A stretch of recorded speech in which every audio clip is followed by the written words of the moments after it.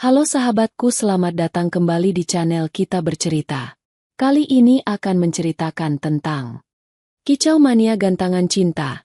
Kicau indah murai batu milik wanita dengan senyum manisnya di gantangan burung, memikat hati suamiku hingga lupa rumah dan tega menukar kesetiaan istri demi wanita murai batu. Sebelum ceritanya dimulai, silahkan tulis di kolom komentar, dari kota mana saja kalian berasal. Jangan lupa tekan like dan subscribe, agar channel ini bisa berkembang, dan bisa memberikan cerita yang lebih menarik lagi. Pagi belum sepenuhnya terjaga ketika suara tiruan alam mulai bersahut-sahutan di halaman belakang rumah kami. Bagi sebagian orang, fajar adalah waktu untuk menikmati keheningan, tetapi di kediaman kami, waktu-waktu ini diisi oleh simfoni yang riuh dari puluhan kandang burung yang tergantung rapi. Suamiku, Mas Yuda, adalah seorang pencinta burung sejati, atau yang lebih akrab disukai dengan sebutan Kicau Mania. Hobi yang awalnya hanya sekadar pengisi waktu luang di akhir pekan, kini telah bermutasi menjadi poros utama dari seluruh rutinitas harian di rumah tangga yang kami bangun bersama selama 5 tahun ini. Sebagai seorang istri bernama Intan, aku sudah sangat menghafal setiap detail ritual pagi Mas Yuda. Sebelum ia menyentuh cangkir kopi hangat yang kusajikan di meja makan, langkah kakinya pasti akan lebih dulu tertuju pada deretan sangkar bambu yang berjejer. Dengan ketelatenan yang luar biasa, ia akan menurunkan satu persatu sangkar tersebut, membersihkan alasnya dari sisa-sisa pakan, mengganti air minum, hingga memberikan pakan tambahan berupa jangkrik atau ulat bumbung yang tak boleh kurang 1 ekor pun. Baginya, kenyamanan makhluk-makhluk bersayap itu adalah prioritas yang mutlak. Aku seringkali tersenyum sendiri melihat bagaimana seorang pria yang begitu tegas di tempat kerja bisa berubah menjadi sangat lembut dan penuh perhatian ketika sedang berkomunikasi dengan burung-burung peliharaannya. Di antara sekian banyak jenis burung yang memenuhi area belakang rumah, ada satu yang menjadi anak emas Mas Yuda, yaitu seekor murai batu yang ia beri nama Suro. Burung itu memiliki ekor yang panjang melengkung indah dan bulu dada berwarna jingga cerah yang sangat kontras dengan warna hitam pekat di bagian punggungnya. Suro bukan sekadar peliharaan. Ia adalah kebanggaan dan investasi emosional terbesar bagi Mas Yuda. Setiap kali Suro mulai berkicau dengan variasi lagu yang meliuk-liuk, menirukan suara burung-burung lain dengan fasih, wajah Mas Yuda akan memancarkan kepuasan yang luar biasa. Pada momen-momen seperti itu, aku merasa ikut bahagia melihat gairah dan kebahagiaan yang terpancar dari suamiku. Bagiku, mendukung hobi suami adalah salah satu bentuk ibadah dan cara menjaga keharmonisan rumah tangga. Seiring berjalannya waktu, dedikasi Mas Yuda terhadap hobinya ini membawanya melangkah lebih jauh ke dalam dunia perlombaan burung berkicau, atau yang biasa dikenal di kalangan mereka dengan istilah gantangan. Perlombaan ini bukan lagi sekadar ajang berkumpulnya para pemilik burung, melainkan sebuah arena kompetisi yang penuh dengan gengsi dan aturan yang ketat. Setiap akhir pekan, suasana rumah kami selalu berubah menjadi sibuk sejak subuh. Mas Yuda akan mempersiapkan Suro dengan ekstra hati-hati, memasangkan kerodong kain pada sangkar agar sang burung tidak stres selama perjalanan, dan memeriksa seluruh perlengkapan lomba dengan teliti. Aku selalu berusaha menjadi istri yang pengertian. Meskipun hari Minggu seharus menjadi waktu bagi kami untuk bersantai atau sekadar berjalan-jalan berdua, aku dengan ikhlas merelakan waktu tersebut agar Mas Yuda bisa menyalurkan kegemarannya. Seringkali aku ikut mengantarnya ke berbagai arena gantangan, mulai dari tingkat rukun warga setempat hingga tempat perlombaan besar yang diadakan di tingkat kota. Di sana, aku menyaksikan betapa luasnya komunitas ini. Ratusan pria berkumpul, saling berbagi tips perawatan, dan bersorak dengan penuh semangat saat burung-burung mereka mulai dinilai oleh tim juri. Melihat Mas Yuda berinteraksi dengan sesama Kicau Mania, aku menyadari bahwa dunia ini memiliki daya pikat yang sangat kuat. Ada kepuasan tersendiri yang sulit dijelaskan dengan kata-kata ketika burung yang dirawat dengan cucuran keringat setiap hari, mampu tampil prima di atas gantangan dan membawa pulang piagam serta trofi penghargaan. Mas Yuda selalu tampak begitu berkarisma di antara teman-temannya ketika Suro berhasil meraih koncer A, tanda kemenangan tertinggi dalam sebuah kelas perlombaan. Keberhasilan demi keberhasilan itu membuat Mas Yuda semakin tenggelam dalam dunianya, dan lingkaran pertemanannya pun semakin meluas hingga keluar daerah. Kehidupan rumah tangga kami berjalan dengan ritme yang teratur di sekitar hobi tersebut. Aku mengurus rumah dengan penuh rasa tanggung jawab, memastikan segala kebutuhan Mas Yuda terpenuhi, sementara ia bekerja keras dan menyalurkan penatnya lewat suara-suara merdu di halaman belakang. Hubungan kami didasari oleh rasa saling percaya dan keterbukaan. Aku tidak pernah membatasi anggaran yang ia keluarkan untuk membeli pakan premium atau vitamin khusus burung, karena aku tahu Mas Yuda selalu bertanggung jawab penuh terhadap nafkah keluarga kami. Namun, dunia gantangan terus berkembang. Perlombaan burung berkicau kini bukan lagi menjadi dominasi kaum pria semata. Perlahan tapi pasti, atmosfer di sekitar arena mulai berubah dengan kehadiran para penggemar baru yang membawa warna berbeda. Komunitas ini semakin dinamis, dengan media sosial yang aktif membagikan video-video keseruan lomba dan profil para jawara kicau. Mas Yuda pun kini tidak pernah lepas dari ponselnya, memantau jadwal perlombaan berikutnya, melihat perkembangan tren perawatan terkini, dan berdiskusi di berbagai grup pesan singkat bersama sesama pencinta murai batu. Semuanya masih terasa wajar dan penuh dengan semangat positif sebuah hobi yang sehat. Setiap sore, sepulang dari tempat kerja, ritual itu akan berulang kembali. Mas Yuda akan duduk di kursi rotan beranda belakang, memandangi Suro yang bergoyang dinamis di dalam sangkarnya sambil sesekali bersiul memancing sang burung untuk mengeluarkan suara terbaiknya. Aku biasanya akan datang membawakan sepiring camilan ringan, lalu duduk di sampingnya, mendengarkan ia bercerita dengan penuh antusiasme tentang rencana perlombaan besar yang akan diadakan bulan depan. Di bawah temaram sinar matahari senja, kehidupan kami terasa begitu tenang, tanpa kami sadari bahwa angin perubahan yang membawa cerita baru di arena gantangan lambat laun akan berembus mendekat ke arah kehidupan kami. Bulan berganti, dan antusiasme Mas Yuda terhadap dunia kicau mania semakin membubung tinggi. Perlombaan besar yang dinanti-nantikannya akhirnya tiba. Kali ini, skala acaranya jauh lebih besar, bertajuk Gantangan Cinta, yang mempertemukan para pemilik murai batu terbaik dari berbagai penjuru daerah. Atmosfer di rumah kami sejak beberapa hari sebelum lomba terasa begitu magis sekaligus menegangkan. Mas Yuda menghabiskan lebih banyak waktu di halaman belakang, memastikan stamina Suro berada dalam kondisi puncak.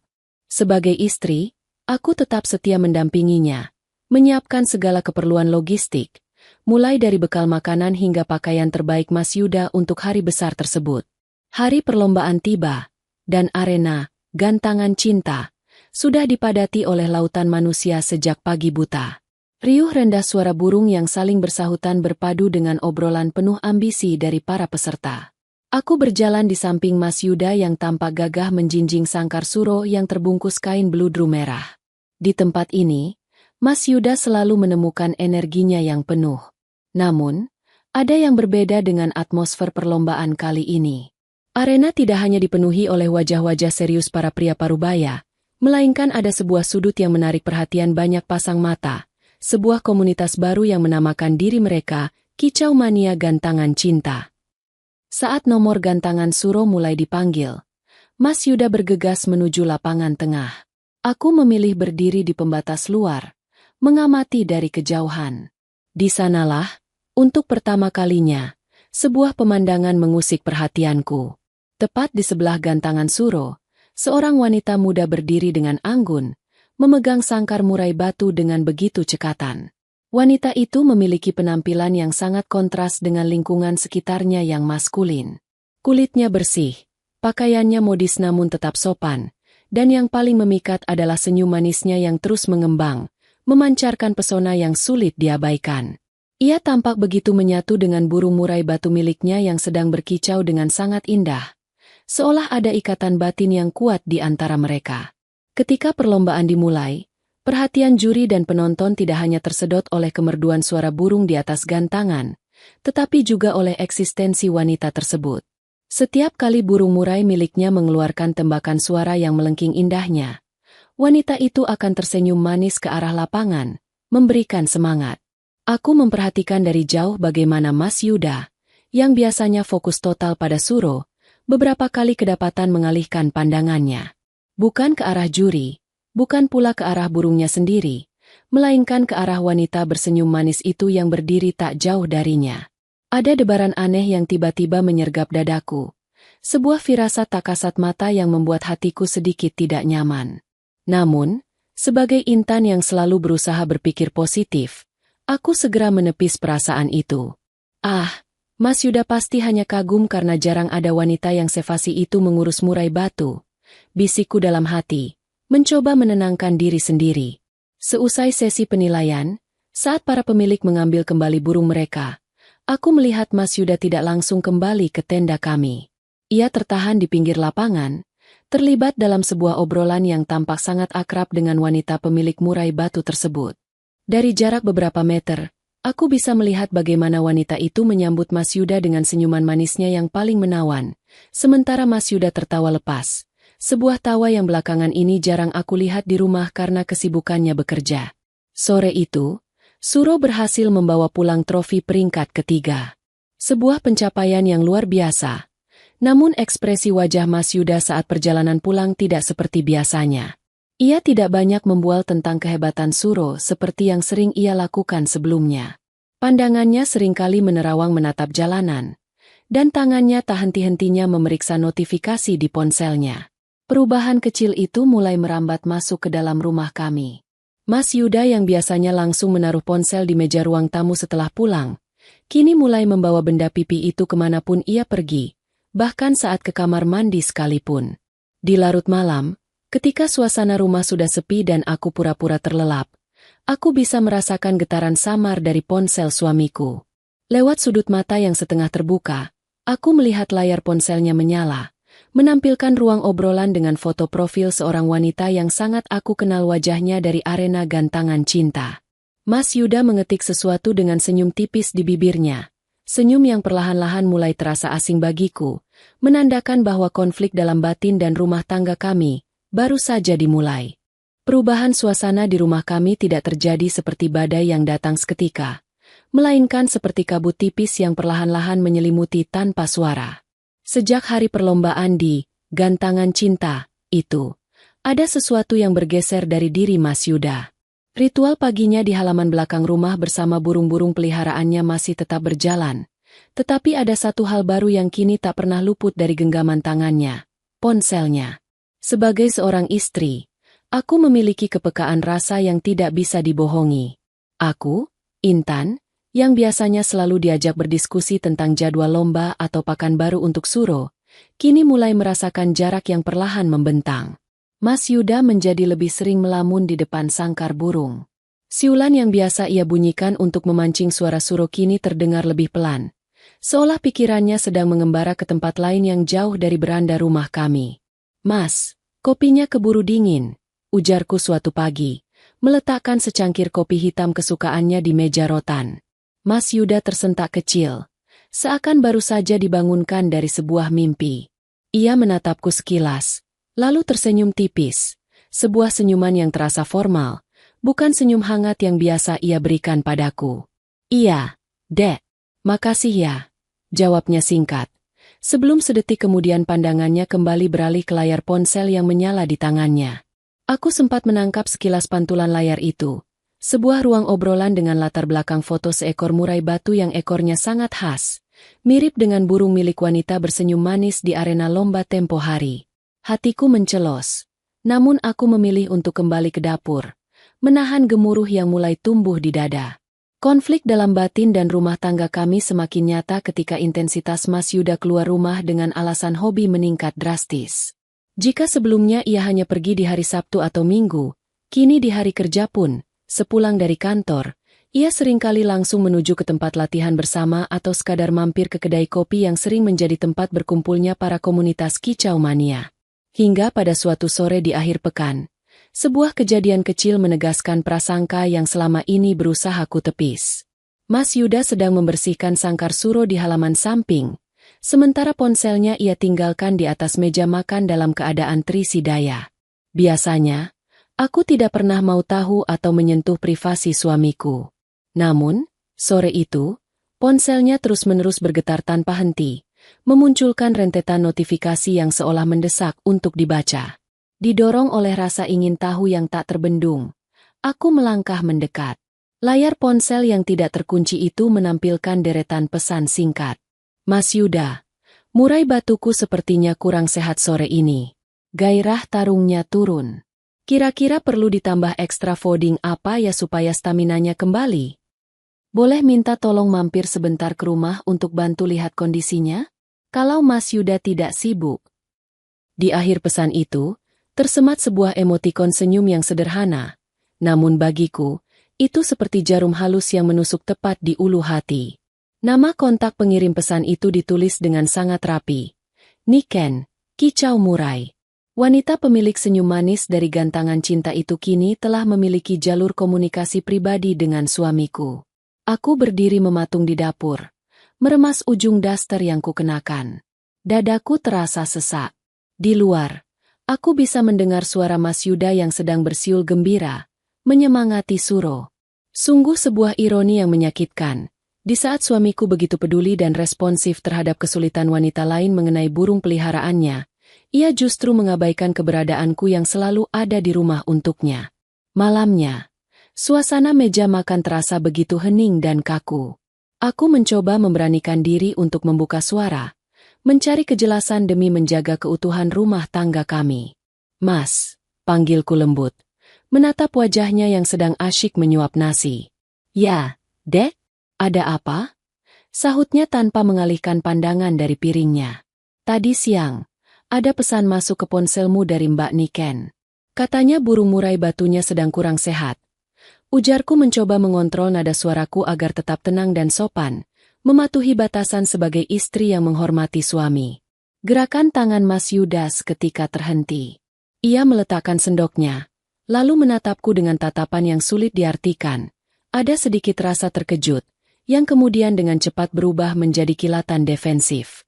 Oh, itu. Iya, dia kan anggota baru di komunitas. Dek. Belum terlalu paham cara merawat murai batu kalau sedang drop. Dia cuma tanya-tanya sebagai sesama penghobi. Jelasnya dengan suara yang agak ditekan, seolah ingin meyakinkanku bahwa tidak ada yang salah dengan hal tersebut. Tapi apakah harus sampai meminta Mas datang ke rumahnya? Tanyaku lagi, kali ini dengan tatapan mata yang menuntut kejujuran. Mas Yuda menghela napas panjang, tampak tidak nyaman dengan arah pembicaraan ini. Dek, kamu jangan berpikiran sempit begitu. Di dunia kicau mania, saling membantu itu hal yang biasa. Tolong jangan membesar-besarkan masalah yang tidak ada, ujarnya dengan nada yang mulai meninggi, sebelum akhirnya berdiri meninggalkan meja makan dan memilih untuk mengunci diri di halaman belakang bersama burung-burungnya. Aku terpaku di kursi makan, air mata yang sejak tadi kutahan akhirnya luruh juga. Malam itu, suara kicauan malam burung di belakang rumah tidak lagi terdengar merdu di telingaku, melainkan berubah menjadi simfoni kepedihan yang menandakan bahwa kesetiaan yang kujaga dengan tulus, kini mulai goyah oleh pesona manis di arena gantangan. Sikap defensif Mas Yuda malam itu menjadi batas penanda yang jelas bahwa rumah tangga kami tidak lagi sama. Hari-hari berikutnya berjalan dalam keheningan yang mencekam. Mas Yuda semakin menarik diri dari komunikasi denganku. Ia berangkat kerja lebih pagi dan pulang jauh lebih larut dengan alasan yang selalu sama. Ada urusan komunitas atau harus mampir ke tempat latihan gantangan. Rumah kami, yang dahulunya terasa hangat, kini berubah fungsi tak lebih dari sekadar tempat persinggahan baginya untuk tidur dan berganti pakaian. Sebagai intan, aku mencoba bertahan dalam badai diam ini. Aku tetap menyiapkan sarapan, mencuci pakaiannya, dan memastikan keperluan rumah tangga tidak ada yang terbengkalai. Namun, setiap kali aku melihat ke arah beranda belakang, hatiku terasa perih. Kesetiaan dan ketulusanku selama 5 tahun ini seolah tidak lagi memiliki arti di mata Mas Yuda, terkalahkan oleh pesona baru yang ia temukan di luar sana. Puncaknya terjadi pada suatu hari Sabtu. Mas Yuda pamit sejak pagi hari untuk menghadiri sebuah gelaran lomba regional. Kali ini, ia secara halus menolak ketika aku menawarkan diri untuk ikut mendampingi. Acaranya jauh dan pasti sangat panas. Dek, kamu di rumah saja, istirahat. Katanya datar tanpa sedikit pun menatap mataku saat berpamitan. Aku hanya bisa mengangguk pasrah, melepas kepergiannya dengan dada yang bergemuruh penuh kecurigaan. Sore harinya, badai batin yang kupendam tak lagi mampu kubendung. Didorong oleh rasa penasaran sekaligus firasat seorang istri yang begitu kuat, aku memutuskan untuk menyusul ke lokasi perlombaan menggunakan taksi daring. Aku harus melihat dengan mata kepalaku sendiri apa yang sebenarnya terjadi, agar aku tidak terus-menerus tersiksa oleh prasangka. Setibanya di arena lomba yang sangat luas dan dipadati ratusan orang, aku sengaja memakai topi dan masker agar tidak mudah dikenali. Aku berjalan perlahan di antara kerumunan kicau mania, mencari sosok suamiku. Tidak butuh waktu lama bagiku untuk menemukan keberadaannya. Di sebuah sudut yang agak teduh di bawah pohon rindang, jauh dari keriuhan tenda utama, Mas Yuda sedang duduk berdua dengan wanita itu, Niken. Mereka duduk berdekatan di atas kursi lipat lapangan. Di depan mereka, 2 buah sangkar murai batu diletakkan berdampingan. Aku terpaku di balik sebuah pilar beton, menyaksikan sebuah pemandangan yang menghancurkan hatiku berkeping-keping. Mas Yuda sedang tertawa sangat lepas. Tangan kanannya dengan begitu perhatian mengusap sisa keringat di dahi Niken menggunakan selembar tisu. Wanita itu menyambut perlakuan Mas Yuda dengan senyum manisnya yang begitu menawan. Senyuman yang kini kusadari telah sepenuhnya merebut hati suamiku. Tidak ada gurat beban atau rasa bersalah di wajah Mas Yuda. Ia tampak seperti seorang pria yang sedang mabuk kepayang oleh cinta yang baru. Air mataku menetes tanpa bisa dicegah, membasahi masker yang kukenakan. Tubuhku bergetar hebat menahan rasa sakit yang teramat sangat. Pria yang selama ini kuhormati, pria yang kutemani dari titik nol, kini dengan tega menukar kesetiaan yang kujaga rapat-rapat demi seorang wanita yang baru dikenalnya di arena burung.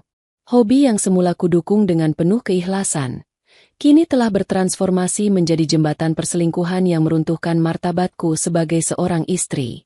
Aku tidak memilih untuk maju dan membuat keributan di depan umum. Aku masih mengingat batasan kesopanan dan harga diri. Dengan sisa-sisa kekuatan yang kumiliki, aku membalikan badan dan meninggalkan arena perlombaan itu dengan hati yang hancur lebur. Malam harinya, Mas Yuda pulang ke rumah menjelang pukul 10 malam. Wajahnya tampak berseri-seri, melangkah masuk ke dalam rumah seolah tidak terjadi apa-apa. Ia terkejut saat mendapati aku masih duduk diam di ruang tamu yang temaram, menantinya dalam keheningan. Belum tidur, Dek? Ini Mas bawa martabak manis kesukaanmu, sapanya, mencoba mencairkan suasana sambil meletakkan kotak makanan di meja. Aku menatap martabak itu, lalu mengalihkan pandangan lurus ke arah matanya. Mas, dari mana saja hari ini? Tanyaku dengan suara yang bergetar namun terdengar sangat dingin. Mas Yuda mengernyitkan dahi, merasa tidak nyaman dengan tatapanku. Kan tadi subuh sudah pamit. Dek, Mas ke lomba regional. Lalu mampir sebentar merayakan kemenangan Suro bersama teman-teman komunitas. Jawabnya, mencoba mencari alibi. Teman komunitas, atau hanya dengan Mbak Niken? Mendengar nama itu disebut, raut wajah Mas Yuda seketika berubah tegang. Senyum di wajahnya lenyap, digantikan oleh gurat kemarahan yang mulai terpancar dari matanya. Konflik besar yang selama ini membayang-bayangi rumah tangga kami, kini akhirnya meledak di tengah keheningan malam. Ruang tamu yang biasanya menjadi saksi kehangatan kami kini berubah mencekam. Pertanyaanku yang menyebut nama Niken seolah menjadi sebilah belati yang mengoyak topeng ketenangan yang selama ini dipakai Mas Yuda. Ia berdiri mematung, menatapku dengan tatapan yang bercampur antara terkejut, panik, dan kemarahan yang tertahan. Apa maksudmu bawa-bawa nama Niken lagi, Intan? Suara Mas Yuda meninggi. Tidak lagi memanggilku dengan sebutan, Dek, yang lembut. Sudah Mas bilang, dia itu cuma teman sesama hobi. Kenapa kamu jadi picik dan cemburuan begini? Aku berdiri dari kursi, melangkah mendekatinya dengan tubuh yang gemetar. Namun pandangan mataku tidak goyah sedikit pun. Picik, Mas? Cemburu tanpa alasan. Air mataku yang sejak tadi kutahan akhirnya luruh, mengalir membasahi pipi. Aku melihatnya sendiri. Mas, aku datang ke arena lomba tadi siang. Aku melihat bagaimana kamu menatapnya, bagaimana kamu tertawa bersamanya, dan bagaimana kamu menyeka keringat di dahinya dengan penuh perhatian. Perhatian yang bahkan tidak pernah lagi kudapatkan di rumah ini. Mendengar pengakuanku bahwa aku mendatangi arena lomba, Mas Yuda sempat tertegun.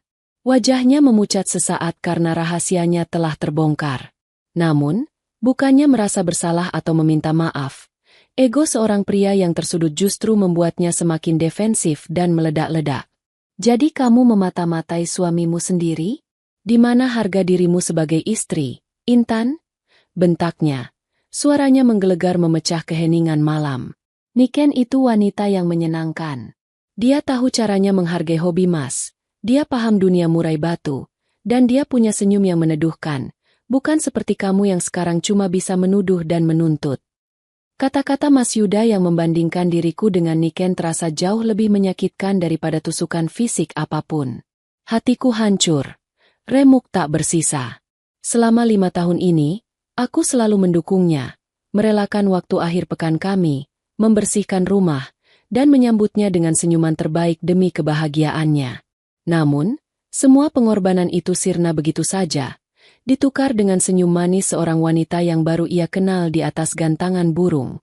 Hanya karena dia tahu cara merawat murai batu, Mas tega mengkhianati pernikahan kita. Tanyaku dengan suara yang serak, menahan sesak yang teramat sangat di dada. Aku kurang apa, Mas? Apa salahku sampai kamu tega melupakan rumah dan mengabaikan istrimu demi wanita itu? Mas Yuda memalingkan wajahnya. Enggan menatap mataku yang penuh dengan air mata kekecewaan. Ia mendengus kasar, lalu dengan dingin berkata, "Kamu tidak paham, Intan. Dunia kicau mania itu jiwaku. Dan Niken ada di dalam jiwa itu sekarang. Suro dan murai batu miliknya adalah ikatan yang membuat Mas merasa hidup. Kalau kamu tidak bisa menerima itu, ya sudah." Kalimat terakhirnya seolah menjadi penegasan bahwa kesetiaannya telah sepenuhnya runtuh. Ia tidak lagi peduli pada perasaanku. Pria yang berdiri di hadapanku ini bukan lagi Mas Yuda yang kukenal dulu. Ia telah menjelma menjadi sosok asing yang buta karena pesona semu di arena gantangan cinta. Dengan langkah kasar, Mas Yuda berjalan menuju kamar, mengambil sebuah tas pakaian besar, lalu mulai memasukkan beberapa helai baju dan seluruh perlengkapan burungnya ke dalam tas tersebut. Aku hanya bisa terpaku di ambang pintu kamar, menyaksikan pemandangan itu dengan hati yang kosong. Rasa sakitnya begitu dalam hingga aku bahkan tidak mampu lagi untuk berteriak atau mencegahnya. "Mas mau kemana?" tanyaku lirih, hampir seperti bisikan. Mas Yuda menjinjing tas pakaian di tangan kiri, dan tangan kanannya memegang sangkar suro dengan sangat hati-hati, menunjukkan bahwa burung itu masih jauh lebih berharga daripada istrinya sendiri. Ia berjalan melewatiku tanpa sedikit pun menoleh. "Mas butuh waktu sendiri. Mas tidak bisa tinggal di rumah yang penuh dengan kecurigaan seperti ini," ujarnya dingin sambil melangkah menuju pintu depan. Malam itu, pintu rumah kami tertutup dengan dentuman keras yang menggema di seluruh ruangan. Mas Yuda benar-benar pergi, meninggalkanku sendirian dalam balutan sepi dan kehancuran. Ia dengan tega melangkah pergi, menukar kesetiaan yang kujaga dengan tulus demi mengejar wanita bersenyum manis di arena gantangan, meninggalkan retakan mendalam yang menandakan akhir dari sebuah keharmonisan yang pernah kami banggakan. Malam pasca kepergian Mas Yuda menjadi malam terpanjang dan terpahit dalam hidupku. Rumah yang dahulunya penuh dengan riuh rendah kicauan burung kini menjelma menjadi sebuah kotak beton yang dingin dan sepi. Aku, Intan, terduduk di sudut tempat tidur kami, memandangi sisi kasur yang kosong. Air mataku sudah mengering, menyisakan rasa sembab dan hampa yang teramat dalam di dada. Namun, puncak dari prahara rumah tangga kami rupanya belum sepenuhnya usai. Badai yang sesungguhnya baru saja dimulai ketika esok harinya. Kenyataan pahit kembali menghantamku tanpa ampun. Hari Minggu itu, aku mencoba mengumpulkan sisa-sisa kekuatan yang kumiliki untuk membersihkan rumah. Saat merapikan meja kerja Mas Yuda di ruang tengah, netraku menangkap sebuah map coklat yang setengah tersembunyi di bawah tumpukan majalah burung berkicau. Firasatku kembali bergejolak. Dengan tangan yang gemetar, aku membuka isi map tersebut. Di dalamnya terdapat lembar salinan rekening koran tabungan bersama kami. Tabungan yang sengaja kami sisihkan selama bertahun-tahun untuk rencana masa depan dan persiapan memiliki momongan. Bagaikan disambar petir di siang bolong, aku melihat deretan angka penarikan tunai dalam jumlah besar selama 3 bulan terakhir. Saldo yang semula berjumlah puluhan juta rupiah, kini hanya menyisakan angka yang sangat minim. Di lembar berikutnya, aku menemukan nota pembelian seekor burung murai batu super dengan harga yang fantastis, serta bukti transfer ke sebuah toko perhiasan atas nama Niken. Dadaku sesak, napas beralih memburu. Mas Yuda tidak hanya menukar kesetiaanku dengan senyuman manis wanita lain, Tetapi ia juga tega menguras hak dan masa depan yang kami bangun bersama demi membiayai ambisi asmara semuanya di arena gantangan cinta. Tidak ingin terus menjadi pihak yang tertindas dalam ketidaktahuan. Aku memutuskan untuk mencari Mas Yuda hari itu juga. Aku tahu persis di mana ia berada setiap hari Minggu siang. Dengan taksi, aku menuju ke sebuah arena gantangan eksklusif di pinggir kota, tempat diadakannya turnamen khusus murai batu tingkat tinggi. Sesampainya di sana, suasana sangat ramai, namun fokusku hanya tertuju pada satu titik. Di area persiapan peserta, aku melihat Mas Yuda sedang berdiri mendampingi Niken. Kali ini, mereka tidak lagi menyembunyikan kedekatan itu. Mas Yuda tampak begitu bangga berdiri di samping wanita itu. Sesekali merangkul pundaknya dengan mesra di hadapan orang-orang komunitas. Senyum manis Niken terlihat begitu benderang, memancarkan aura kemenangan yang seolah mengejek posisiku sebagai istri sah. Melihat pemandangan yang begitu vulgar itu, pertahananku runtuh. Seluruh rasa hormat dan kesopanan yang selama ini kujunjung tinggi seolah menguap, digantikan oleh harga diri seorang wanita yang telah diinjak-injak hingga ke titik nadir. Aku melangkah lebar-lebar membelah kerumunan, langsung menuju ke tempat mereka berdiri. Mas Yuda, suaraku lantang, menghentikan tawa lepas yang sedang mereka nikmati bersama. Mas Yuda tersentak hebat. Wajahnya yang semula ceria seketika berubah menjadi pucat pasi saat melihatku berdiri di depannya dengan tatapan mata yang menyalang penuh luka. Orang-orang di sekitar komunitas mulai menoleh, menyadari ada ketegangan yang tidak biasa di antara kami. Intan, kenapa kamu bisa ada di sini? Mas Yuda berdesis, mencoba menarik lenganku untuk menjauh dari kerumunan, namun aku dengan kasar menghempaskan tangannya. Kenapa? Kamu takut rahasiamu terbongkar di depan teman-teman komunitasmu yang terhormat ini, Mas? Ujarku dengan suara yang bergetar menahan amarah. Air mata kekecewaan mulai merebak kembali di sudut mataku. Aku menoleh ke arah Niken yang kini menyembunyikan senyum manisnya di balik ekspresi pura-pura terkejut. Dan Anda, Mbak Niken, apakah begitu cara Anda bermain di gantangan? Menukar kicau indah murai batu dengan menghancurkan kebahagiaan rumah tangga orang lain. Niken mundur satu langkah, memasang wajah defensif yang tampak tak berdosa. Mbak Intan, tolong jaga bicaranya. Ini tempat umum, sahutnya dengan nada suara yang ditinggikan, mencoba memancing simpati orang-orang di sekitar. Cukup, Intan. Jangan bikin malu Mas di sini. Mas Yuda membentakku. Emosinya ikut tersulut karena merasa harga dirinya dipertaruhkan di depan komunitasnya. Ia berdiri pasang badan di depan Niken, seolah melindungi wanita itu dari kehadiranku. Pulang sekarang. Urusan kita bisa diselesaikan di rumah, bukan dengan cara kampungan seperti ini. Urusan apa yang mau diselesaikan, Mas? Tantangku. Air mataku luruh tanpa bisa dibendung lagi. Aku melempar salinan kertas rekening koran yang sejak tadi kuremas di dalam tas ke arah dadanya. Lembaran-lembaran kertas itu jatuh berserakan di atas tanah. Kamu menguras tabungan masa depan kita. Kamu menukar kesetiaan istri yang mendampingimu dari nol, hanya demi membelikan burung jawara dan perhiasan untuk wanita ini? Di mana hati nuranimu sebagai seorang suami, Mas? Suasana di sekitar arena gantangan seketika hening. Tuduhan yang kulontarkan dengan bukti otentik itu membuat Mas Yuda tidak bisa lagi mengelak. Tatapan mata orang-orang di sekitar yang semula memandangnya penuh hormat sebagai jawara kicau, kini berubah menjadi tatapan penuh cemooh dan bisik-bisik miring. Wajah Mas Yuda memerah padam karena malu yang teramat sangat. Rasa bersalahnya kini sepenuhnya tertutup oleh ego yang terluka hebat. Dengan mata yang membelalak penuh kemarahan, ia menunjuk tepat di depan wajahku. Kalau itu yang kamu mau, mulai hari ini kita selesai, Intan. Aku tidak butuh istri yang tidak bisa mendukung hobi dan kebahagiaanku. Teriaknya memutus sisa-sisa ikatan suci di antara kami. Kata-kata talak yang terucap di tengah keramaian gantangan burung itu menjadi puncak dari segala kehancuran. Di bawah terik matahari dan disaksikan oleh ratusan pasang mata, hubungan yang kubangun dengan ketulusan selama 5 tahun resmi runtuh, menyisakan puing-puing kepedihan yang teramat dalam bagi hatiku. Dunia di sekitarku seolah mendadak hening begitu kata-kata Mas Yuda selesai bergema di udara. Angin siang yang berembus di arena perlombaan terasa begitu dingin menyentuh kulitku. Ratusan pasang mata yang menyaksikan kami kini menatap dengan pandangan iba, berbisik-bisik di balik punggung mereka. Di hadapanku, Mas Yuda berdiri dengan dada yang naik turun menahan amarah, sementara tangan kanannya masih menggenggam erat jari jemari Niken, seolah menegaskan kepada seluruh dunia kemana kini hatinya berpihak.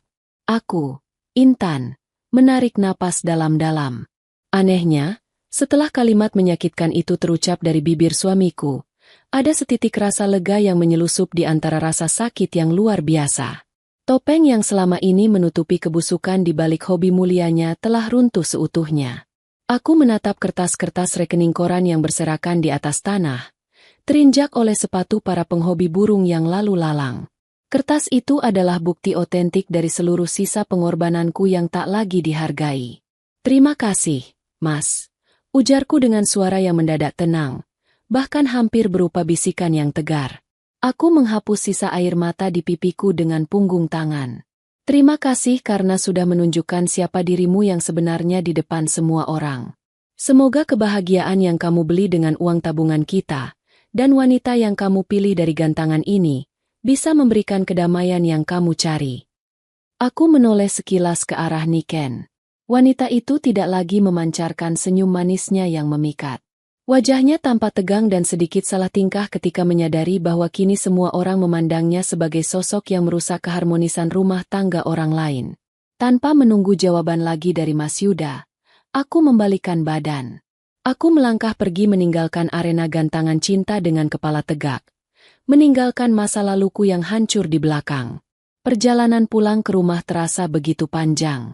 Di dalam taksi, aku hanya terdiam memandangi jalanan kota yang padat. Setibanya di rumah, suasana sunyi menyambutku. Tidak ada lagi suara tawa Mas Yuda. Tidak ada lagi cangkir kopi yang mengepul di meja. Aku berjalan ke halaman belakang, menatap deretan sangkar burung yang sebagian besar sudah kosong karena dibawa oleh Mas Yuda. Beberapa burung kecil yang tersisa tampak melompat-lompat riang. Tidak tahu bahwa tempat ini baru saja kehilangan jiwanya. Hari itu, aku tidak mengizinkan diriku terpuruk terlalu lama. Aku mulai mengemas seluruh barang-barang pribadiku ke dalam koper. Setiap sudut rumah ini menyimpan kenangan 5 tahun pernikahan kami. Namun kini setiap sudutnya pula memancarkan rasa perih. Aku harus pergi, bukan karena aku kalah, melainkan karena aku tahu nilai diriku terlalu berharga untuk diabaikan demi seutas senyuman di arena burung. Sebelum matahari terbenam, seluruh pakaian dan barang berhargaku sudah tertata rapi di dalam koper. Aku sempat duduk sebentar di sofa ruang tamu, memandangi foto pernikahan kami yang masih tergantung di dinding. Di dalam foto itu, kami berdua tersenyum sangat bahagia, tanpa pernah menduga bahwa akhir dari cerita kami akan ditulis di atas tanah berlumpur sebuah arena gantangan. Malam harinya, rumah orang tuaku menjadi tempat perlindunganku yang paling aman. Kedatanganku yang tiba-tiba dengan membawa koper besar tentu mengejutkan ibu dan ayah. Namun, pelukan hangat ibu malam itu meruntuhkan pertahanan yang sejak siang ku tahan dengan kuat. Di pelukan wanita yang melahirkanku itulah, tangisanku pecah sejadi-jadinya. Aku menceritakan semua kejadian, mulai dari perubahan sikap Mas Yuda, kehadiran Niken dengan murai batunya, hingga tabungan bersama kami yang telah dikuras habis. Ayah tersentak mendengarnya. Guratan amarah sempat melintas di wajah senjanya. Namun, dengan bijaksana, ayah memegang pundakku.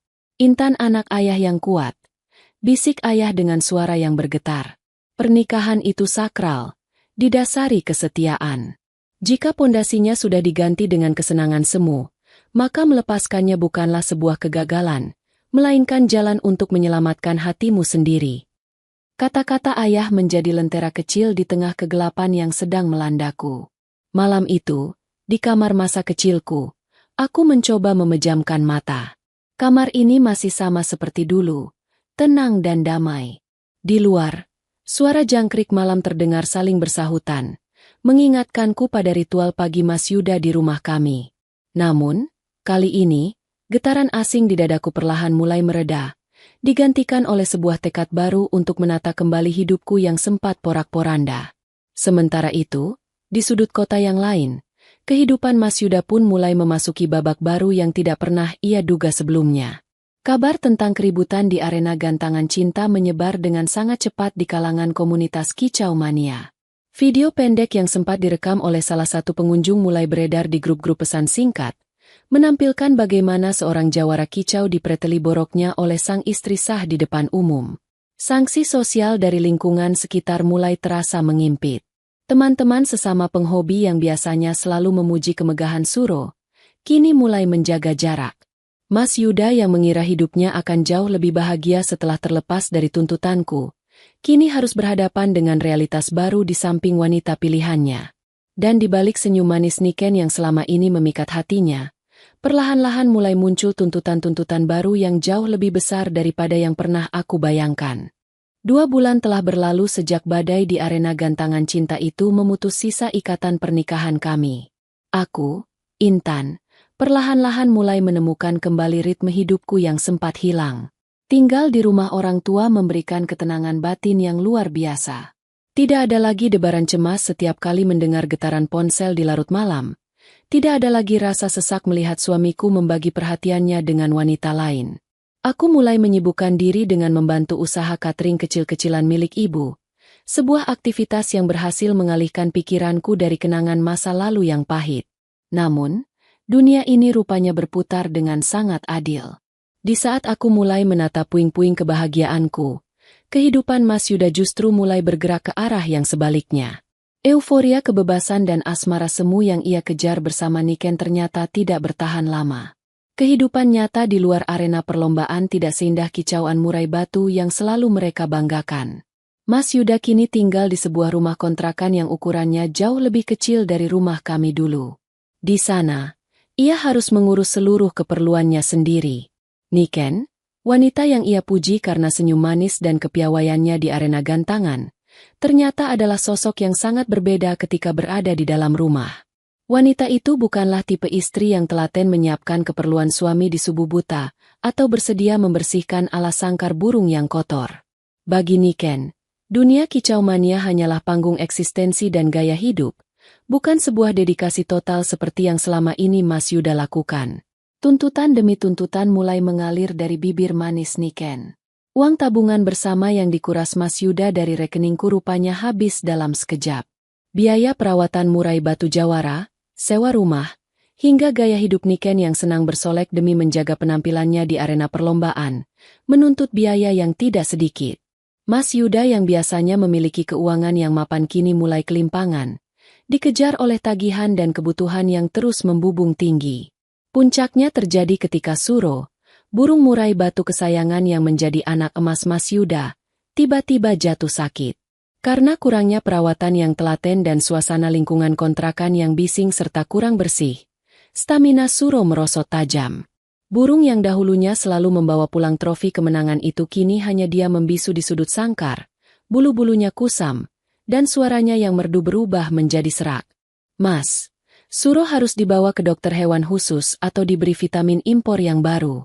Aku malu kalau minggu depan kita datang ke lomba regional tapi burungmu tampil loyo seperti itu. Keluh Niken suatu sore, sambil sibuk memulas kukunya, tanpa ada niat sedikit pun untuk membantu membersihkan sangkar Suro yang mulai berbau. Mas Yuda yang baru saja pulang kerja dalam keadaan lelah hanya bisa menghela napas panjang. Ia menatap Suro dengan tatapan kosong. Pada momen seperti itulah, memori tentang rumah kami yang lama tiba-tiba melintas di benaknya. Ia teringat bagaimana aku, Intan, selalu memastikan kopi hangatnya tersedia sebelum ia menyentuh burung-burungnya. Ia teringat bagaimana aku dengan ikhlas membersihkan teras belakang tanpa pernah sekalipun mengeluh atau menuntut kemewahan. Penyesalan itu mulai tumbuh bagai benalu, perlahan-lahan menggerogoti sisa-sisa asmara yang ia agungkan bersama Niken. Suatu sore yang gerimis, ketika aku sedang membantu ibu mengemas pesanan kue di teras rumah orang tuaku, sebuah mobil yang sangat kukenal berhenti di depan pagar. Jantungku sempat berdesir pelan saat melihat sosok pria yang turun dari mobil tersebut. Itu Mas Yuda. Namun, penampilannya jauh berbeda dari terakhir kali kami bertemu. Wajahnya tampak kusam, gurat-gurat kelelahan dan beban hidup terpahat jelas di matanya. Pakaiannya tidak lagi serapi dulu. Aku menarik napas dalam, mencoba tetap tenang dan menjaga sopan santun yang diajarkan oleh orang tuaku. Aku melangkah ke depan pagar, menatapnya tanpa ada lagi amarah yang meluap-luap, melainkan hanya ada rasa hambar. Ada keperluan apa lagi, Mas? Tanyaku datar, membatasi jarak di antara kami. Mas Yuda menatapku dengan tatapan mata yang penuh dengan kerinduan sekaligus rasa bersalah yang teramat dalam. Ia memegang besi pagar dengan tangan yang sedikit bergetar. Intan, bagaimana kabarmu? Suaranya terdengar serak, jauh dari nada angkuh yang ia gunakan saat membentakku di arena gantangan 2 bulan lalu. Seperti yang kamu lihat, Mas. Aku baik-baik saja dan sangat tenang di sini. Jawabku singkat. Mas Yuda menundukkan kepalanya, tidak berani membalas tatapan mataku. Mas mau minta maaf. Tan. Mas sadar masalah. Kehidupan Mas sekarang hancur. Niken tidak seperti yang Mas bayangkan. Dia cuma memanfaatkan uang dan posisiku di komunitas. Sekarang uang Mas habis. Dan Suro sedang sakit parah karena tidak ada yang merawatnya seperti caramu dulu. Ujarnya dengan suara yang bergetar. Air mata penyesalan mulai mengambang di pelupuk matanya. Mendengar keluh kesahnya, ego wanitaku tidak merasa menang. Aku justru merasa kasihan melihat seorang pria yang dahulu begitu berkarisma di atas gantangan, kini harus mengemis simpati karena kesalahan yang ia perbuat sendiri. Namun, maaf saja tidak akan pernah bisa menyatukan kembali cangkir kaca yang sudah pecah berkeping-keping di atas tanah gantangan cinta. Gerimis yang turun sore itu seolah ikut mendinginkan sisa-sisa kenangan yang berputar di antara kami. Di balik jeruji pagar rumah orang tuaku, Mas Yuda berdiri merunduk, menatap ujung sepatunya dengan bahu yang merosot. Pria yang dahulu begitu dipuja di arena gantangan cinta, yang suaranya paling lantang memberi komando saat murai batunya mendominasi lapangan, kini tampak seperti kepakan sayap burung yang patah dihempas hujan. Aku, Intan, tetap berdiri tegak di teras rumah yang terlindung atap. Jarak beberapa meter di antara kami terasa seperti jurang pemisah yang tak akan pernah bisa diseberangi lagi. Rasa sakit yang dahulu membakar dada kini telah mengendap menjadi sebentuk keikhlasan yang dingin. Aku tidak membencinya, tetapi aku juga tidak lagi memiliki ruang untuknya di dalam hatiku. Mas, panggilku lembut, mengabaikan getar penyesalan yang coba ia tunjukkan. Semua yang terjadi sudah menjadi pilihanmu. Saat kamu memutuskan untuk menjinjing Sangkar Suro keluar dari rumah kita malam itu, kamu sudah memilih jalan hidupmu yang baru. Mas Yuda mengangkat wajahnya. Matanya yang sembab menatapku penuh harap. Tapi Mas hilaf, Tan. Mas buta karena sanjungan dan senyum manis yang ternyata palsu. Di kontrakan itu, setiap kali Mas mendengar suara burung, yang Mas ingat cuma kamu. Mas ingat bagaimana telatennya kamu membantuku. Bagaimana tenangnya rumah kita dulu. Tolong beri Mas satu kesempatan lagi untuk memperbaiki semuanya. Kita bangun lagi dari awal, Tan. Ratihnya, jemarinya meremas besi pagar dengan erat, seolah tak mau kehilangan satu-satunya harapan yang tersisa. Aku menghela napas panjang, menatap lurus ke dalam manik matanya. Sungguh sebuah ironi yang luar biasa. Dahulu, aku memohon penjelasannya di meja makan kami, memintanya untuk mengingat kembali komitmen pernikahan kami, namun ia justru menuduhku picik dan berpikiran sempit. Kini, setelah ego dan dunianya runtuh oleh wanita yang ia puja sendiri, ia kembali mengetuk pintuku dengan membawa puing-puing penyesalan. Pernikahan bukan sebuah gantangan perlombaan. Mas, di mana kita bisa mendaftar ulang saat burung kita kalah atau tampil buruk? Ujarku dengan kalimat yang tertata rapi dan sopan, menjaga agar tidak ada kata makian yang keluar. Kesetiaan yang aku berikan selama 5 tahun itu utuh, tanpa syarat. Tapi kamu memilih untuk menukarnya dengan gengsi semu dan senyuman wanita lain di depan ratusan orang. Kamu tidak hanya mengkhianatiku, Mas, tapi kamu juga sudah menjatuhkan talakmu di depan umum. Mendengar kalimatku, tangis Mas Yuda akhirnya pecah. Seorang pria dewasa yang biasanya tegar kini terisak di bawah rintik gerimis sore. Ia tahu, hukum agama dan sosial telah mencatat keputusannya yang terburu-buru siang itu di arena lomba. Kertas-kertas rekening koran yang berserakan kala itu adalah saksi bisu bahwa ia telah melepaskan pelindung terbaik dalam hidupnya. Lalu bagaimana dengan Suro? Tan? Burung itu sekarat. Mas tidak tahu harus berbuat apa lagi. Uang Mas habis untuk memenuhi gaya hidup Niken, Dan sekarang dia mengancam akan pergi kalau Mas tidak bisa membelikannya perhiasan lagi. Ucapnya di sela tangis, mengadukan nasibnya yang malang. Mendengar nama Suro disebut, ada sedikit rasa iba yang terbersit di hatiku. Burung murai batu itu tidak bersalah. Ia hanyalah makhluk tak berdosa yang menjadi alat pemuas ego dan keserakahan manusia di sekitarnya. Bawalah Suro ke dokter hewan di Jalan Pemuda. Mas, di sana ada spesialis unggas yang bagus. Rawat dia dengan tanganmu sendiri. Bersihkan sangkarnya dengan ketulusan. Bukan karena ingin mengejar piala atau pujian Niken. Saranku berikan sebagai sesama makhluk hidup yang berempati.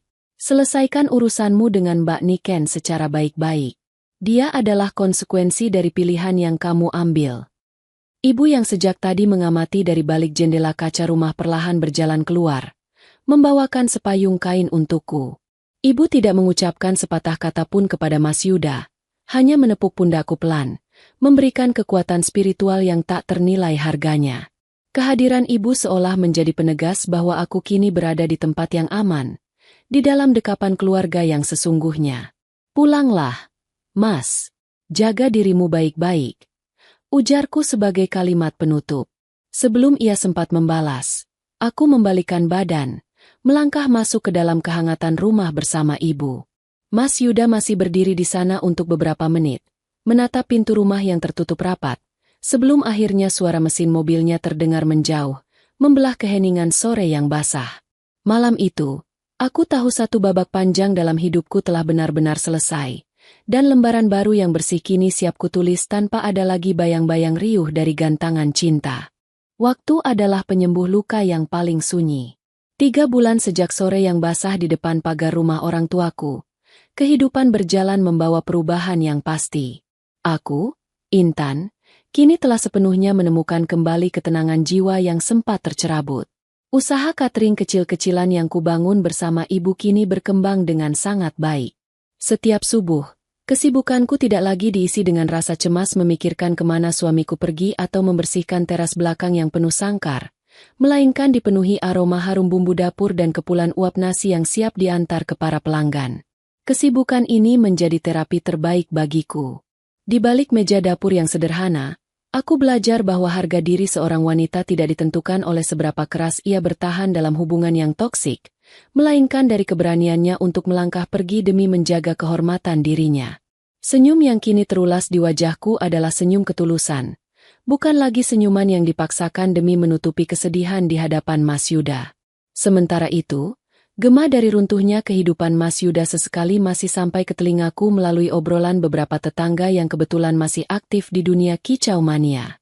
Dunia gantangan yang dahulu dipuja Mas Yuda sebagai poros hidupnya, kini berbalik menjadi tempat yang paling dihindarinya. Setelah perselisihan besar yang menguras sisa-sisa hartanya, Niken akhirnya benar-benar pergi meninggalkan kontrakan kecil itu.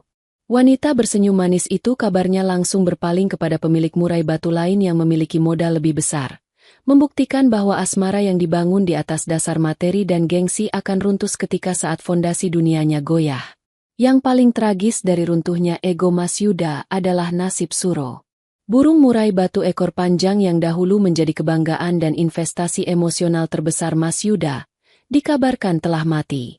Burung itu tidak mampu bertahan dari penyakit dan stres, akibat kurangnya perawatan yang telaten di lingkungan kontrakan yang bising. Kematian Suro seolah menjadi simbol mati berfungsinya seluruh ambisi semu Mas Yuda di dunia kicau mania. Tanpa istri yang setia mendampingi, tanpa harta yang tersisa, dan tanpa burung jawara yang membanggakan, Mas Yuda kini benar-benar kembali ke titik nol dalam kesunyian. Hingga pada suatu pagi di hari persidangan resmi perceraian kami di pengadilan agama. Hari itu adalah penentuan akhir secara hukum atas runtuhnya rumah tangga kami. Aku datang didampingi oleh ayah yang selalu setia menggenggam jemariku, memberikan kekuatan moral yang luar biasa. Di koridor pengadilan yang ramai, aku melihat Mas Yuda duduk di salah satu bangku panjang. Penampilannya benar-benar membuatku pangling, namun bukan dalam arti yang baik. Tubuhnya tampak jauh lebih kurus, kemeja yang dikenakannya tampak agak kebesaran, dan pandangan matanya terlihat begitu kosong menatap lantai marmer. Tidak ada lagi sisa-sisa keangkuhan seorang jawara kicau yang dahulu membentakku di arena gantangan cinta. Saat pandangan kami bertemu, Mas Yuda perlahan berdiri dan melangkah mendekat ke arahku dan ayah. Ia mengangguk hormat kepada ayah.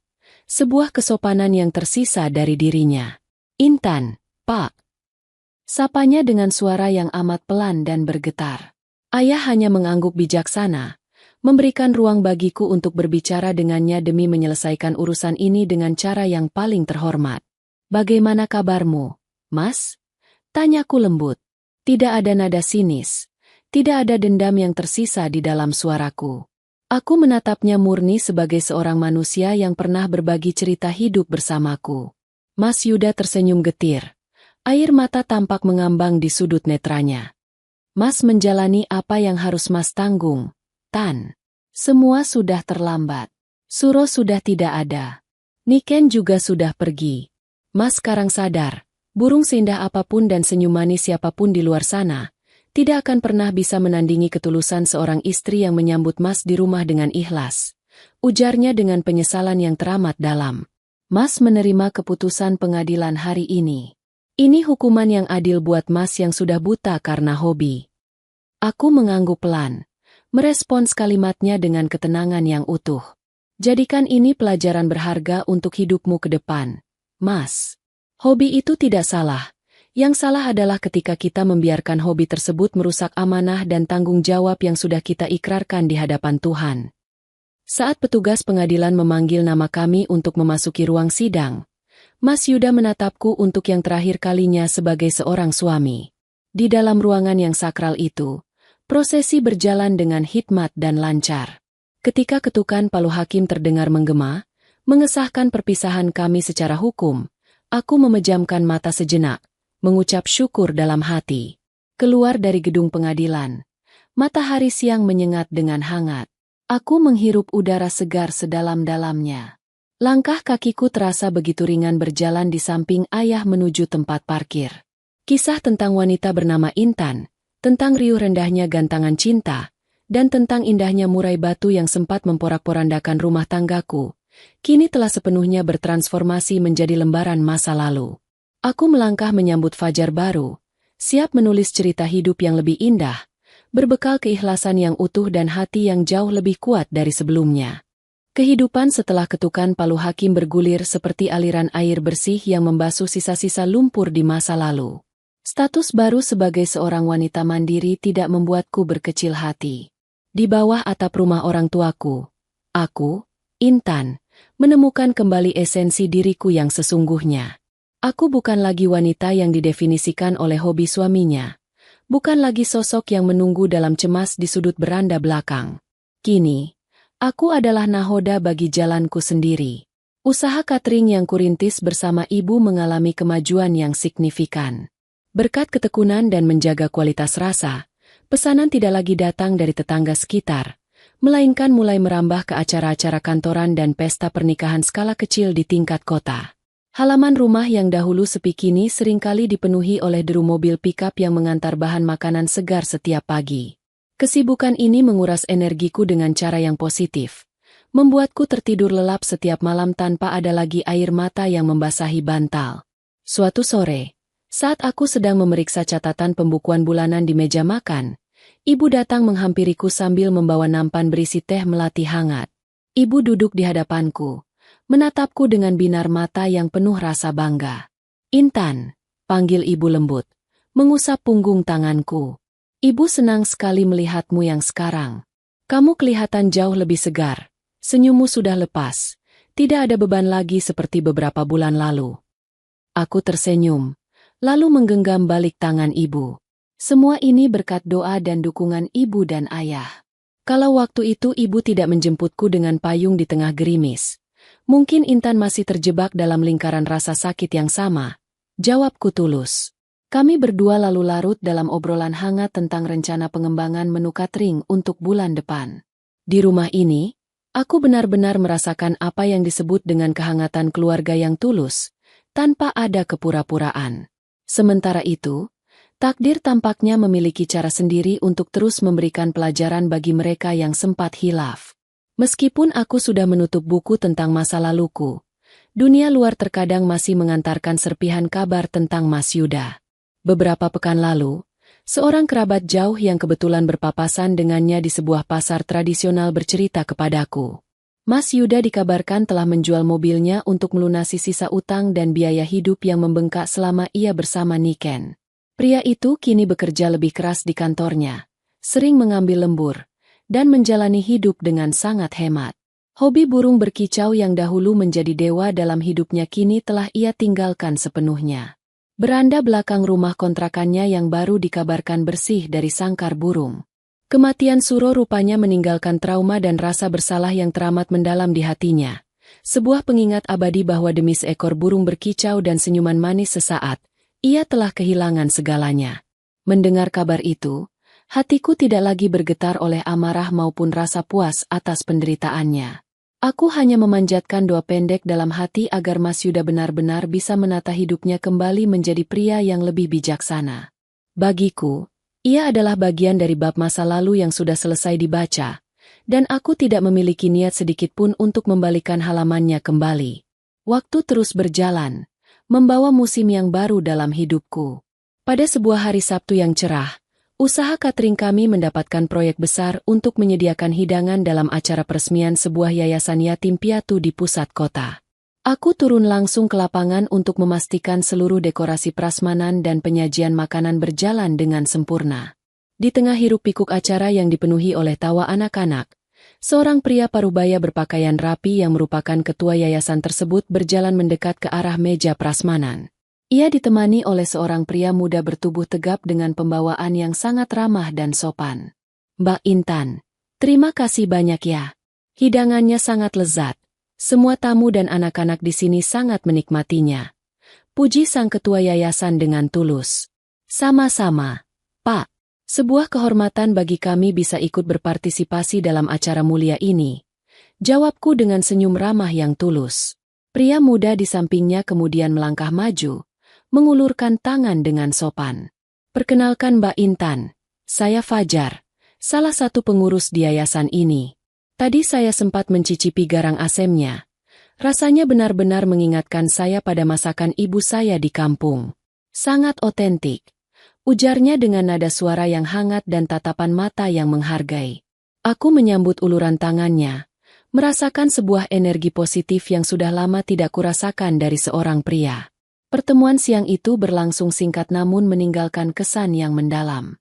Di bawah langit yang bersih dan di antara riuh rendah doa tulus dari anak-anak yatim, aku menyadari bahwa hidup selalu menyediakan ruang bagi benih-benih harapan baru untuk tumbuh, asalkan kita bersedia mengikhlaskan tanah yang lama yang telah gembur oleh air mata. Pertemuan di yayasan hari itu rupanya menjadi awal dari sebuah jalinan silaturahmi yang baru. Mas Fajar, pria dengan pembawaan tenang dan tutur kata yang santun itu, perlahan mulai kerap hadir dalam lingkaran aktivitasku. Hubungan kami tumbuh dengan sangat alami, tidak terburu-buru, dan berjarak aman. Ia seringkali memesan nasi kotak dalam jumlah besar untuk kegiatan sosial yayasannya, yang otomatis membuat kami sering berdiskusi seputar menu dan jadwal pengiriman. Dari sekian banyak hal yang membuatku merasa nyaman berbincang dengannya, ada satu hal yang paling kusyukuri. Mas Fajar adalah pria yang sangat menghargai esensi dari sebuah rumah. Ia tidak memiliki ketertarikan pada dunia hobi yang melalaikan. Juga bukan tipe pria yang gemar mencari panggung eksistensi di luar rumah. Baginya, waktu luang selepas bekerja adalah waktu sakral untuk mengabdi pada keluarga dan kegiatan sosial. Kehadirannya yang bersahaja perlahan-lahan mengikis sisa-sisa trauma masa lalu di hatiku, membuktikan bahwa tidak semua pria akan silau oleh pesona semu di luar rumah. Ayah dan ibu pun menyambut baik kehadiran Mas Fajar. Di mata ayah, Mas Fajar adalah sosok pria yang bertanggung jawab dan memiliki prinsip hidup yang matang. Persetujuan dari kedua orang tuaku menjadi restu tak kasat mata yang membuat langkahku terasa semakin mantap dan tanpa ragu. 1 tahun berlalu sejak ketukan palu di pengadilan agama. Sebuah lembaran baru yang suci akhirnya resmi tertulis. Aku dan Mas Fajar melangsungkan pernikahan secara sederhana di masjid dekat rumah orang tuaku. Tidak ada perayaan mewah yang mengundang ratusan orang, hanya ada keluarga inti, kerabat dekat, dan anak-anak dari yayasan yang ikut mendoakan kebahagiaan kami. Saat Mas Fajar mengucapkan kalimat ijab kabul dengan satu tarikan napas yang mantap, air mataku kembali menetes. Namun kali ini, Itu adalah air mata rasa syukur yang teramat dalam karena Tuhan telah menggantikan air mata masa laluku dengan kebahagiaan yang seutuhnya. Kini, aku telah resmi pindah ke rumah baru yang kami bangun bersama. Rumah ini tidak besar, namun memiliki halaman yang cukup asri. Berbeda dengan rumahku yang dulu, halaman belakang rumah kami kini tidak lagi dipenuhi oleh deretan sangkar bambu yang bising dan menguras emosi. Di sana, Mas Fajar justru membuatkan sebuah taman kecil dengan kolam ikan mini dan beberapa tanaman sayur hidroponik yang kami rawat bersama setiap akhir pekan. Setiap subuh, ritual pagiku telah berubah seutuhnya. Sebelum matahari terbit, aku menyajikan secangkir teh hangat di meja beranda belakang. Mas Fajar akan duduk di sana setelah menunaikan ibadah subuh, menatap kolam ikan dengan senyum hangatnya yang tulus. Tidak ada ponsel yang mendominasi genggamannya. Tidak ada jadwal perlombaan gantangan yang harus ia kejar, dan tidak ada sosok wanita lain yang mencuri perhatiannya. Tehnya, Mas, ujarku sambil meletakkan cangkir di meja kayu. Mas Fajar mendongak, menatapku dengan binar mata penuh kasih sayang, lalu menggenggam jemariku erat. Terima kasih, istriku.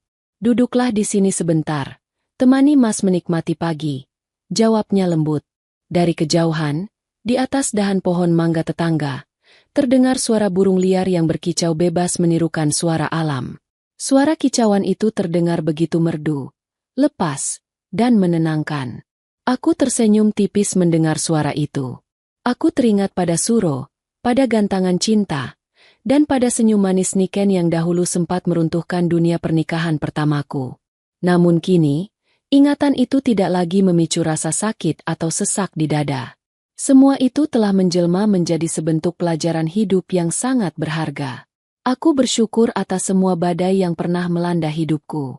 Jika bukan karena prahara di arena gantangan itu, aku mungkin tidak akan pernah tahu seberapa kuat diriku sebagai seorang wanita bernama Intan. Pengkhianatan masa lalu justru menjadi jalan yang membimbingku keluar dari kepalsuan, menuju kebahagiaan yang nyata dan abadi di samping pria yang benar-benar menghargai arti sebuah kesetiaan. Di bawah hangatnya sinar matahari pagi yang mulai terbit dan menyinari beranda rumah kami, aku menyandarkan kepalaku di bahu kokoh Mas Fajar. Di tempat inilah, dalam kesederhanaan dan ketulusan cinta yang sejati, simfoni hidupku yang baru telah dimulai.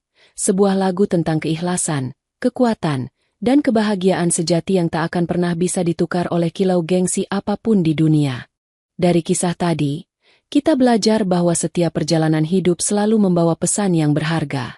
Semoga ada hikmah yang bisa kita petik bersama hari ini.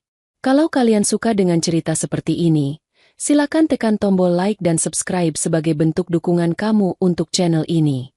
Terima kasih sudah meluangkan waktu kalian. Tetaplah menjadi bagian dari channel Kita Bercerita ini, dan sampai jumpa di kisah inspiratif berikutnya.